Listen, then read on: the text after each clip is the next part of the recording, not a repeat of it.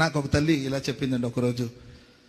నేను ఏదో ఉంటాయి కదండి సేవలు, మాకు బోళ్ళని పోరాటాలు ఉంటాయి, పనులు పోరాటాలు సేవ. దిగులుగా కనబడుతున్నాను.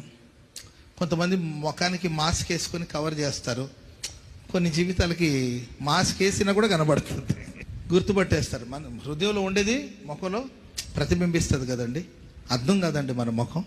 Praise lord.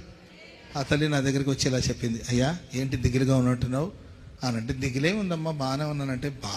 బాగానే ఉన్నామంటే ఖచ్చితంగా ఏదో బాధ ఉంటుందని. అప్పుడు నాకు ఒక తల్లి ఒక మాట చెప్పింది, నాన్న నిప్పుని చూస్తే గడ్డి భయపడుతుంది, నిప్పుని చూస్తే గడ్డి వాముకు భయమేమో.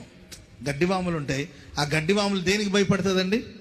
నిప్పు చూస్తే భయపడిపోతుంది. ఎందుకంటే నిప్పు అంటుకునేది అనుకో మొత్తం తగలబడిపోయి బూడిదైపోతుంది, అంతే, ఏం మిగలదు. కాబట్టి నిప్పుని చూస్తే గడ్డి వాములకు భయమేమో కానీ బంగారానికి భయం ఉండదు.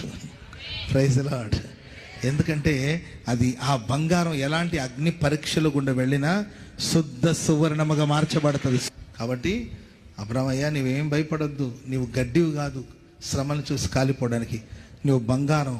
నువ్వెంత శోధించబడతావు, పరీక్షించబడతావు అంత గొప్పగా ప్రభు నేను ఆశీర్వదిస్తాడు. హల్లెలూయా.